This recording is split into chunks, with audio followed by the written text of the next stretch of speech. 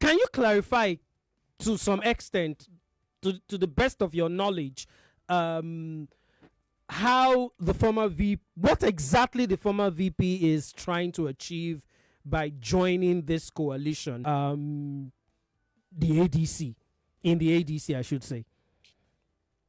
Well, Ufuoma, we've run twice on the PDP platform and seen clearly that the platform is not, it doesn't have the internal solidarity and the necessary party discipline mechanism required to win a national election. And so immediately after the last election and after the whole tribunal process, His Excellency and all the heads of opposition, started meeting and started discussing about the next steps to take. And it became quickly clear that the people who had involved themselves with the G5 movement in 2023 were going to continue to, stay in PDP and hold the party down on behalf of the APC. Now, if it became an all-out battle, we believe that we can defeat them.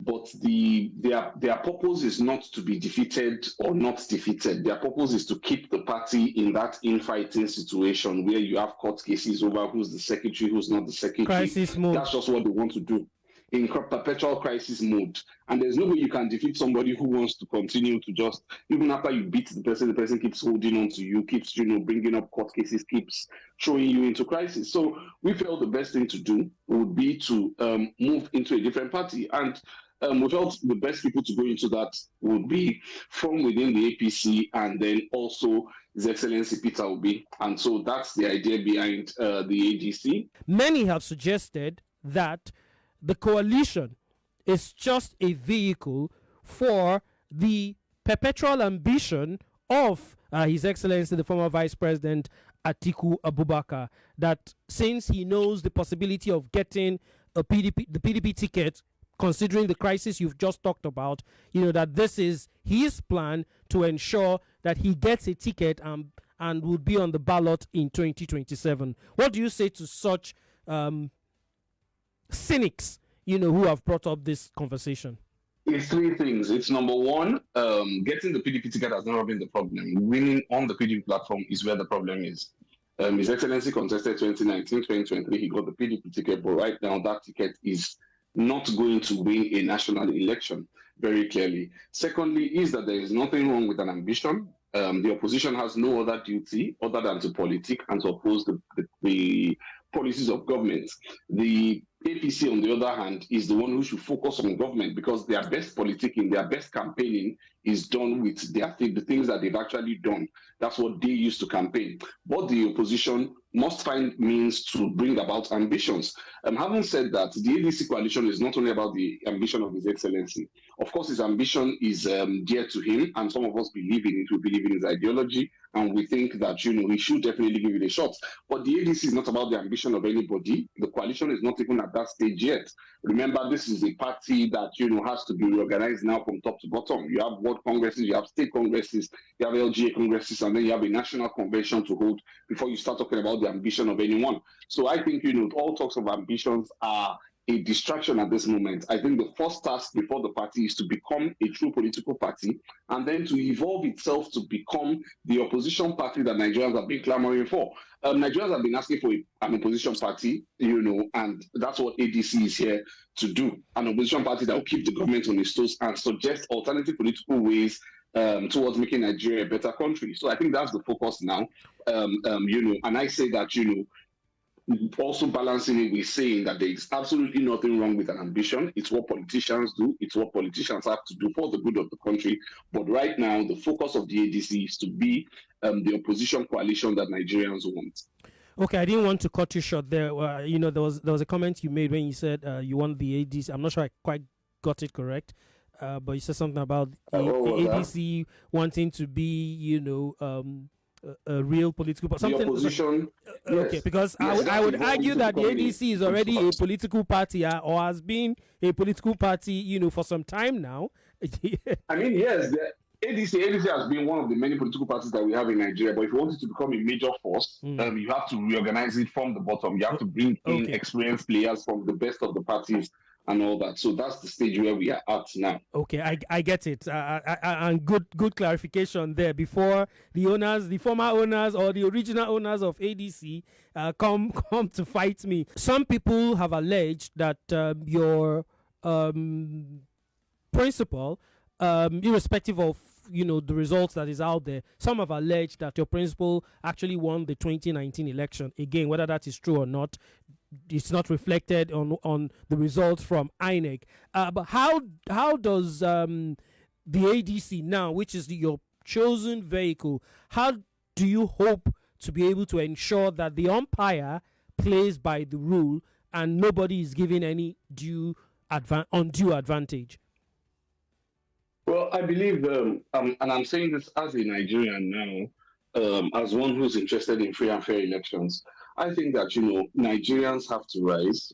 We need activists to be activists. We need people who have registered NGOs as regards election monitoring. We think that they need to get more active. God rest his soul, Ario Dariatori, my good brother and comrade, he was one of those who was very instrumental in championing the cause of electoral reforms, which led to the amendment of the Electoral Act. Now we have to take it to the next level.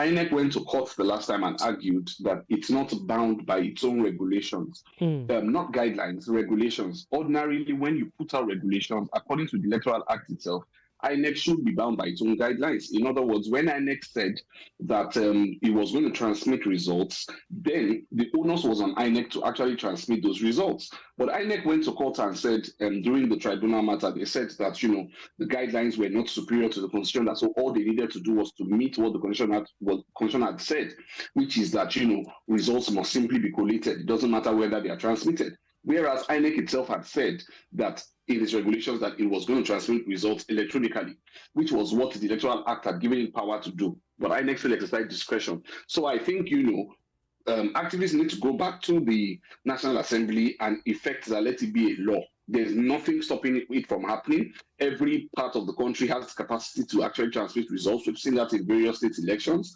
and we want to see that happen now. National. As for the ADC, and to bring it back now to the politicians or to the people who are gathering to form the ADC, I think one of the good parts of it is that we have brought in those who are responsible for who participated in the rigging with the APC in previous elections, and I think that they will be able to.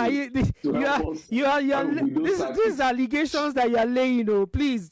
I mean, eventually, the truth is that.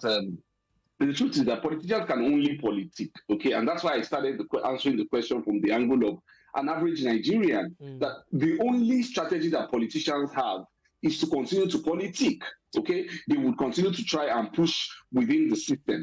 It is the activists who are outside the system that can effect the kind of change that we want. They are the ones who can put pressure. If Atiku starts championing the cause of electoral reforms, everybody would know that he's championing it mainly to favor himself. Any politician who's championing that cause, people will read ulterior meanings into it. So what politicians will do is that they will continue to work with each other, and that's what we are doing in the ADC, and we hope that that yields results. However, I would say that, electoral activists need to start putting pressure on INEC to ensure that the next elections are free and fair. Okay, I would. Time is not so on our side. I'll need you to answer this in less than 1 minute. There are many who believe that one of the issues that sort of cost more problems in the PDP is this issue of zoning, south, north. It's something that would never get away from Nigerian politics. Many are insinuating that maybe it is time your principal steps out from this particular election cycle, because we've also heard some other candidates in the ADC, Rotimi Amechi, Peter Obi, say they want to go for only one term. And you would argue that the reason behind that statement is because they also understand that after the next cycle in 2031, that unwritten rule of power shifting back to the north is something that should not be taken for granted. What do you say to that? The only thing I will say to that is that there is no issue of zoning in the ADC. The major mission, the only mission of the ADC is to get the APC out of power for the good of all Nigerians.